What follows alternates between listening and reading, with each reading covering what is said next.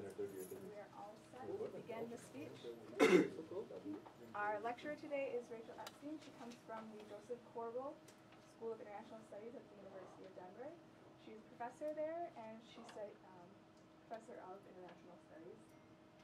She's originally from Portland, Oregon, and her study is currently focusing on the banking and finance in Europe, especially the transition of banks from domestic to foreign investment. Today's talk that she'll be going over is part of her manuscript for a book that she'll be writing. The book is for Banking on Markets, Transformation of Bank States, Ties in Europe and Beyond. One thing that she really wanted to point out was that she has actually known Melinda for over 15 years. And she's worked with her both in collaborative working for her research and other topics, as well as just friendship of taking their families to Yellowstone together. And that while they both come from different approaches of how to look at a specific topic, especially transition, she has garnered a lot of information from her side to help her, and she's given also talks on different topics that have been researched by Mulata, and she also lectures on her book as well. And another interesting is that she's going to be taking a sabbatical in Berlin for 6 months in the spring, and she's also going to be looking at the banking along with refugees and how that has helped transition their policies. Thanks. So thank you all for coming, and thanks a lot for this opportunity. So I am talking about some research that we already have underway, that I have underway with Martin Rhodes, but also it speaks to some of the themes in the book manuscript that I'm working on. This is one part of it that I'll be presenting today, so I'm really looking forward to your questions and feedback about it. So in today's talk, I have 3 things I want to persuade you of.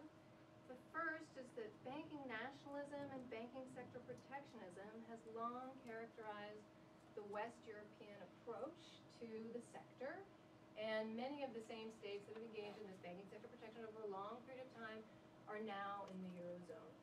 The second thing that I want to persuade you of is that banking nationalism has contributed to the severity and the duration of the European debt and currency crisis. But that third, what I want to convince you of, is that the emergence of European banking union is probably going to put a lot of what we've seen traditionally in terms of banking sector nationalism in Western Europe to rest. That is to say, it's going to be hard under current institutional reforms for West European states, members of the Eurozone, to continue to sustain the important political bank-state ties that have shaped the West European economies up to now. So I'm going to proceed with the talk according to those 3 areas of the talk, let's say, starting with the evidence for banking nationalism. Okay, so the first thing I want to show you, this is the only slide that I have for you today. The first thing I want to persuade you of is that the banking nationalism has been a continual feature of West European economic governance over many decades. And here what you're looking at are foreign ownership levels on the eastern side of the continent versus the western side of the continent. And what I want to point to in particular is that while the East Europeans, in the context of post-communist transition, really opened themselves up to high levels of foreign bank ownership, the West Europeans have been reluctant, for the most part, to do that. In particular, if you look at the 4 largest Eurozone economies, which have asterisks by them, those guys really have kept foreign entrance to a minimum. So that's the first thing that I want to show you about what it looks like on the European continent.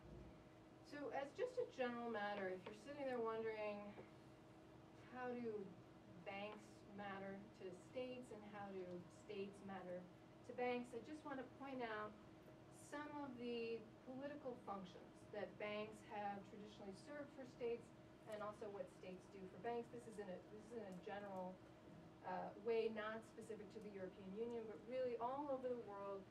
States and banks have been engaged over a very long period of time in a reciprocally supportive dynamic, which is very heavily infused with politics. Okay, So in terms of what states do for banks, one thing that they've traditionally done is helped with macroeconomic management. Banks are critical to managing the money supply in an economy. So if you want to stimulate the economy or if you want to tamp down economic activity, banks are your go-to institution in part to achieve that goal. It also means that in economic downturns, states have often relied on banks to try to stimulate economic activity. And through the economic crisis in Europe, one of the things that we saw, in fact, was that West European states, in response to the US financial crisis and dampening economic activity, did put lending targets on states, just as one example. So in an economic downturn, your bank can be useful to you to achieve a political goal, which is to try to stimulate the economy to try to counter the downturn. Banks have also been very important in what I would call social lending. So depending on the path-dependent institutional context within which financial institutions operate, they could have a special role in supporting housing finance, mortgage finance, finance for small and medium-sized enterprises. In the German economy, funding for the so-called Mittelstand is considered very important. And for the most part, the Germans are mostly relying on domestically owned and in some cases publicly owned banks to carry out these very important functions in their local economy. Banks have also very critically acted often as creditors to states. Again, in the European context, I'll mention this again briefly in a minute, but what we saw happening during the depths of the European debt and currency crisis was that banks were critically important for being creditors to states and in some cases, therefore, keeping states' borrowing costs at a reasonable level so that they didn't have to seek an international bailout.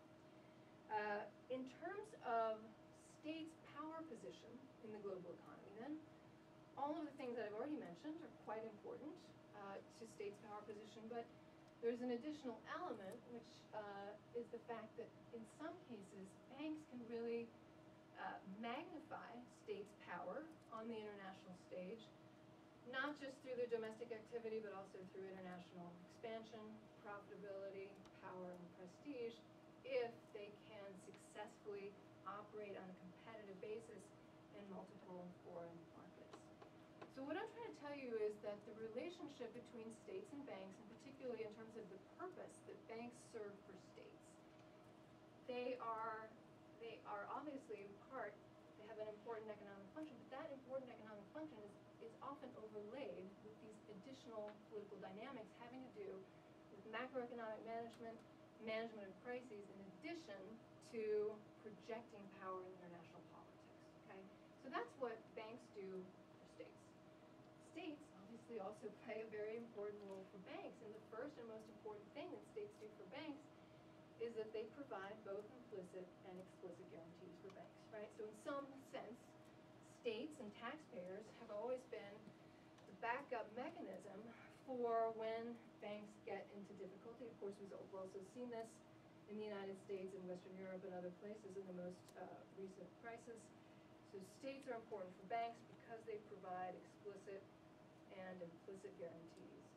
The second way in which states can help banks is through what I would call regulatory competition, or probably more accurately in the European context, regulatory forbearance.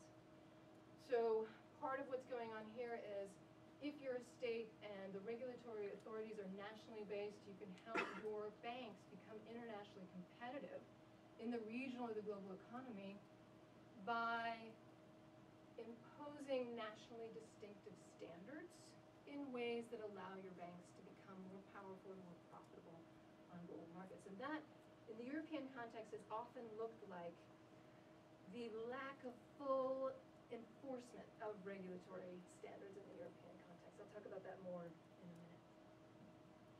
So the other and third and final thing that I'll point out about the ways in which states can help banks, this is critically important also in the European context, states, for their own banks, can limit competition.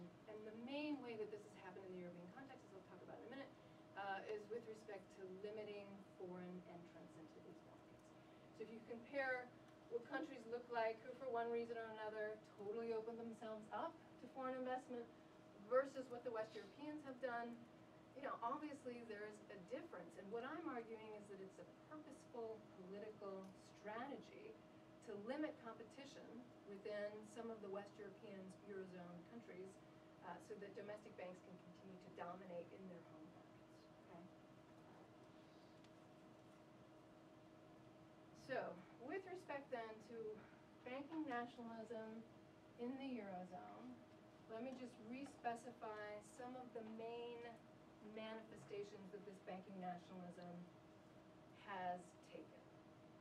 So, what banks and regulators in the national jurisdictions have together done are things of the following kind. They've defended nationally distinctive definitions of capital that banks have to hold. These are the resources that banks have to have at their disposal to protect against possible losses, among other things. And to the extent that you have nationally distinctive versions of what constitutes capital, it's possible that you can either raise or lower the costs of banks' operating margins, right? So by being more lenient with respect to capital standards, in some ways, even though it means your banks are taking on more risk, you can also increase the extent to which they contribute to economic activity. In the European setting, what we've also seen is that banks were lending disproportionately to their own sovereigns. It means if you're a French bank, you were more likely to act as creditor to the French government than you were to other governments. That happened really across much of the Eurozone during the depths of the crisis. Third, we've seen that states and banks have used bank bailouts in the crisis in order to keep domestic banks domestic. Right, so when you're thinking about what happens when a financial institution fails, whether you're talking about the United States or Western Europe, what typically happens is you don't bring in a Chinese foreign investor to take over that financial institution. That's just not what states have typically done. And if you compare that strategy of bringing foreign investors in and giving up on domestic control versus the costs that states have absorbed, what you will notice is that the West European states have taken on enormous costs with respect to bailing out their banks in the effort to keep them domestic. So when you're looking at the Eurozone as a whole, by 2013, the West Europeans had spent 1.6 trillion euros on bank bailouts, right? That is one way that you can deal with failing or faltering financial institutions. But obviously, if you're talking about taxpayer expenses, it's quite a bit higher, potentially, than it would have been to bring in foreign investors. But the point is that they use bank bailouts in order to keep domestic banks domestic.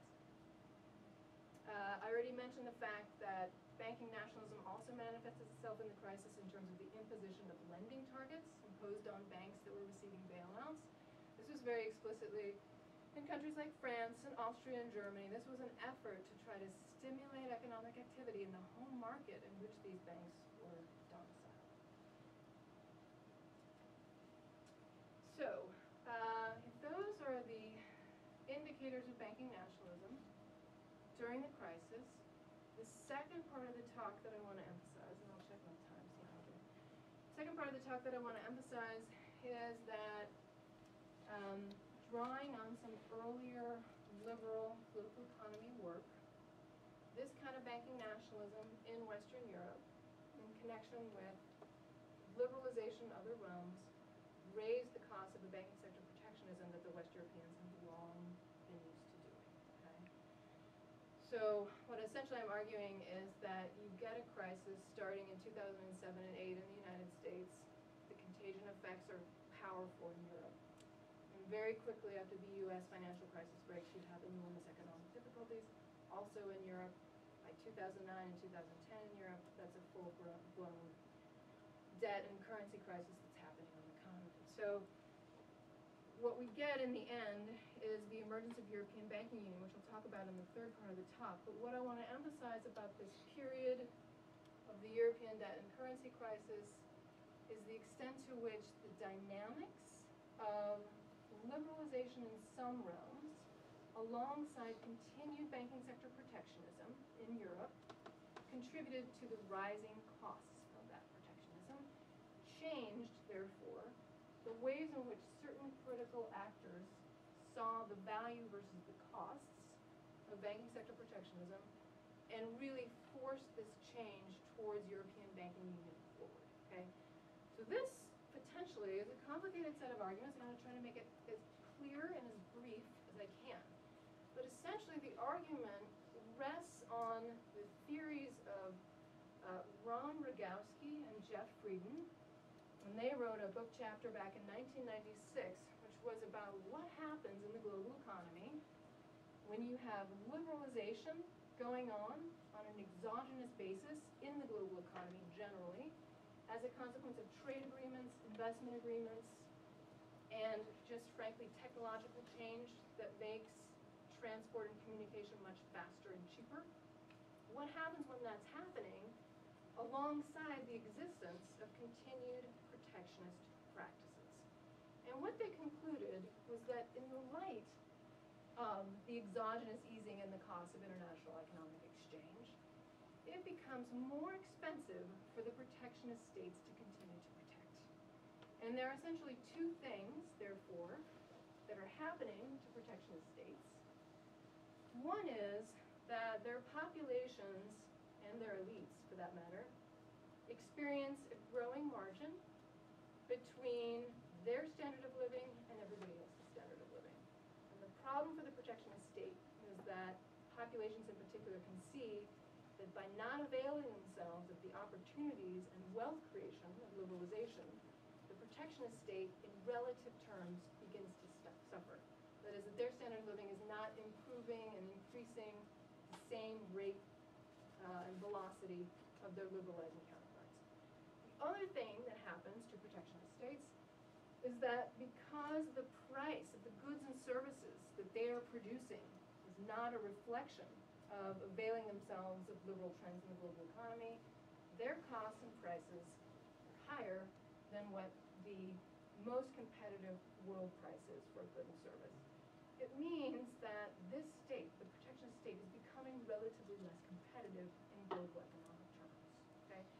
So if you think about this theory in terms of the Soviet Union and why it imploded, it's actually a good application of the theory and a good explanation for what went wrong for the Soviet Union.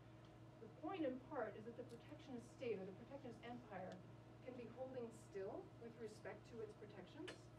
And even if it doesn't change itself in its structures or operation, the costs of maintaining those protections increase over time because everybody that's not cordoned off in the Soviet sphere is enjoying increasing specialization and exchange, increasing wealth as a consequence. Therefore, the opportunity cost for the protectionist states are increasing over time. One interpretation of the eventual lack of support in the Soviet bloc, including in the Soviet Union, in the satellite states, was precisely the visibility of the very disparate welfare advantages of the West Europeans compared to their East European counterparts. So in terms of Frieden and Rogowski, you can think about it in terms of protectionist states versus more liberal states, but you can also think about it within one state. What happens when you have liberalization in some realms and continued protection in another? With respect to the increasing costs and contradictions then of banking sector protectionism, what's happening in the Eurozone, in my view, is that you have two major liberalizing developments: international capital mobility on the one hand, the introduction of the euro in 1990 on the other. Liberalization in these realms then greatly increased the costs and conflicts and contradictions associated with banking sector protectionism. So in an application of this theory from Frieden and Rogowski, I can find four, let's say, characteristics of the European debt crisis and currency crisis that were a direct reflection of the incompatibility between having a common currency and international capital mobility on the one hand and having banking sector protectionism on the other. So now let me turn to what are those four things, what were the main defining characteristics of the European debt and currency crisis, and how were they caused by this contradiction between liberalization in some spheres and continued protection in the other. So the first and probably most important feature of the debt and currency crisis at the height of the crisis in 2011 and 2012 was this phenomenon of doom loops. Did you guys ever read about, know about what a doom loop was in the currency crisis? It was this disastrous situation of linked vulnerabilities between banks and states. And it was precisely because banks were, for political reasons, encouraged to lend disproportionately to their own states, that they both, that is banks and states in such countries, got into such difficulty. But what ended up happening was, if you imagine banks from France or from Italy or Spain lending disproportionately to their own states, this was partly by design, so that by increasing credit to states, states' borrowing costs would diminish, right? This worked for a while in 2011 and 2012. The difficulty was, if bank lending wasn't sufficient to keep borrowing costs low, and states' borrowing costs nevertheless rose, two things happened. The states in question ended up in fiscal difficulty, but their banks also were hit by the fact that their portfolios were worth less as a consequence of the declining value of the bonds that they hold of the same governments of their sovereign.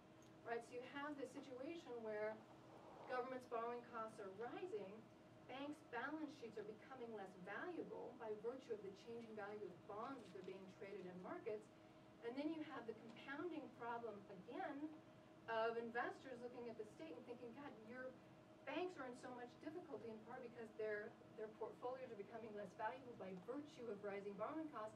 Then the investors have to wonder again, are these banks going to be on the hook for bailing out those banks again?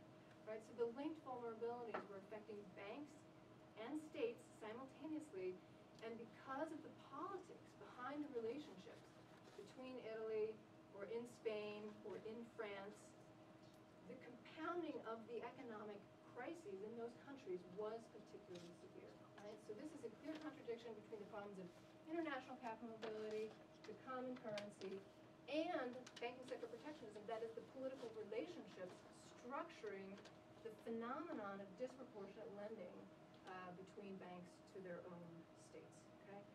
The second thing that was going on, which is linked to that first one, is the concentration of risk and recession in particular countries.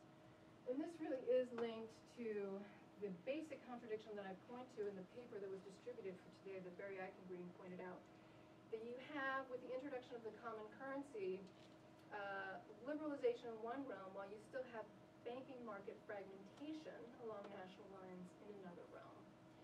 And what it means in terms of compounding the downturn in certain countries is that when you introduce a common currency, there's no way to respond to an economic downturn through an external devaluation, right? What we've seen in Greece, in Spain, in Ireland, and Italy, these countries have had to affect their adjustment through internal devaluation. They've had to reduce prices and wages internally because they no longer have the option of an external devaluation.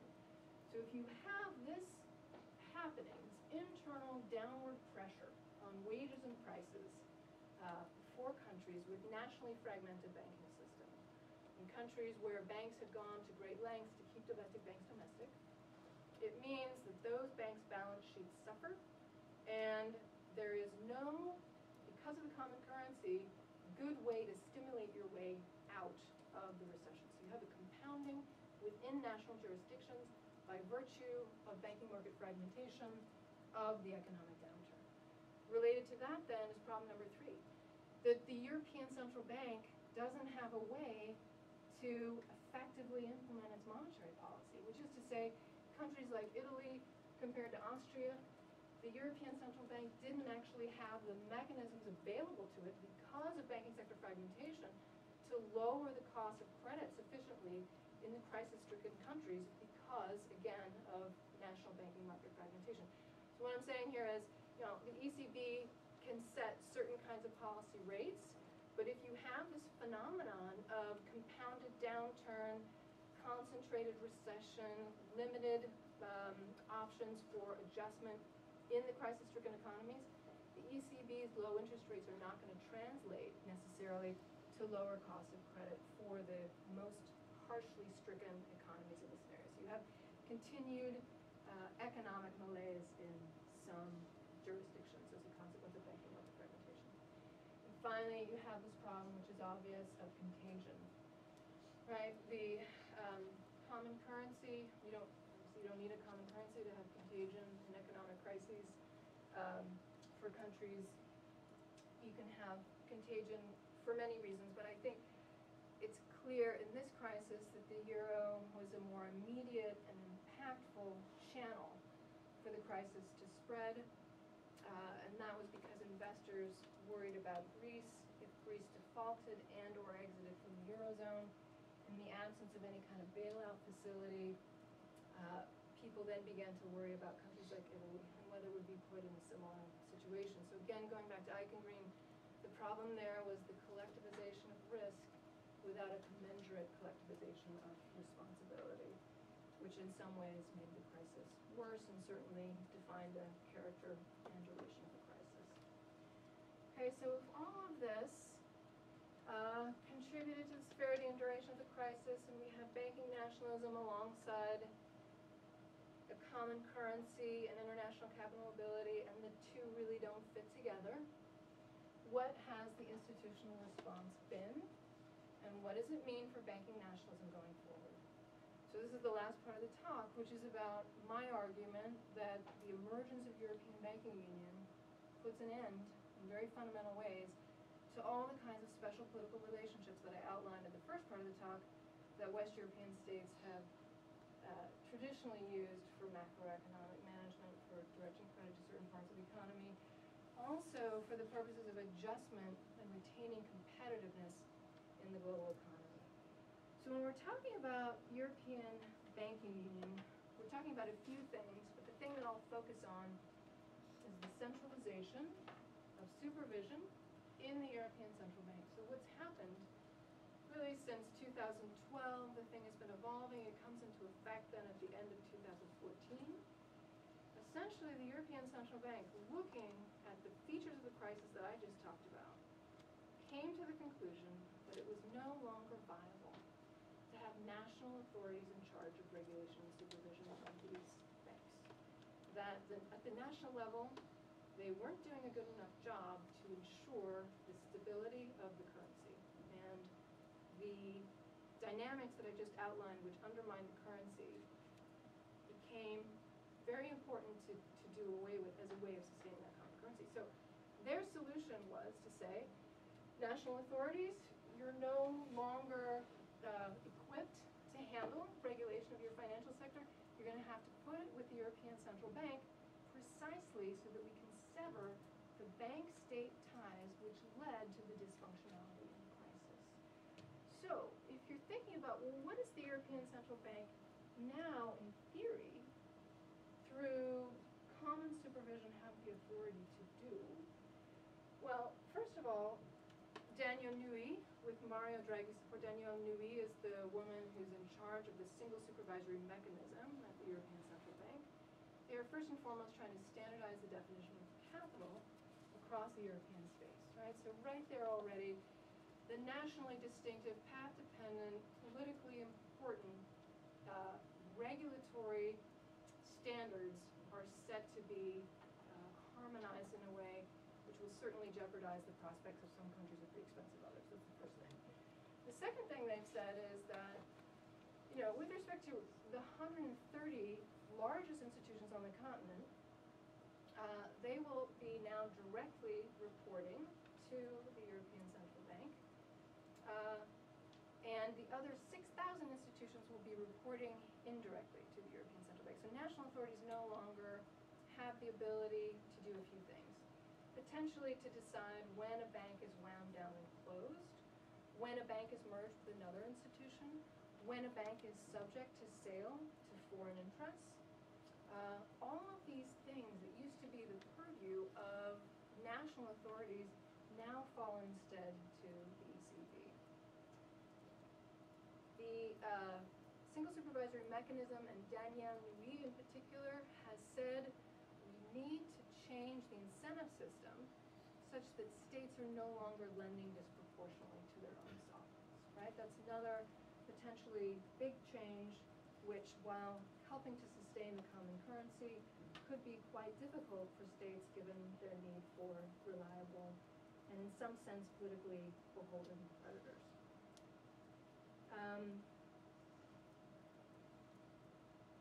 between those 4 or 5 things, and particularly the extent to which national regulatory and supervisory authorities were able to retain domestic dominance in their own markets, and to the extent also that they were able to use regulatory forbearance to promote their financial institutions on global markets, what we see happening through the severing of bank-state ties that the European Central Bank is trying to undertake through the implementation of European Banking Union is an important limit, I think, to the extent to which states have, in important realms, economic policy autonomy. Right? If financial institutions had been, up to now, infused with these important political dynamics, which allowed countries to do everything from social lending to countercyclical lending, to using banks as creditors in crises or in normal times, those political functions of banks will have to, by virtue of European central bank authority, be diminished. And on the one hand, as we point out in a couple of papers that we've written about this potentially is going to be very good for the euro going forward. Right? You shouldn't have a replaying of the same kinds of crises with the same kinds of dynamics that I outlined a few minutes ago. At the same time, if you're a West European Eurozone member, you're probably simultaneously wondering about what the loss of economic policy autonomy means for you in terms of macroeconomic management and the maintenance, as we were talking about at lunch, of your institutionally distinctive political economy. Whether you can continue, for example, just in terms of adjustment, continue to use the same mechanisms that you're used to using to ensure that your country can retain its competitiveness in the global economy, right? So what I want to emphasize at the end, that the potentially, if banking union is executed in the way Mario Draghi and Daniel Nui say it should be, it has enormous implications for the management of West European economies and for loss, potentially, of economic policy autonomy. So I'll stop there, and I look forward to your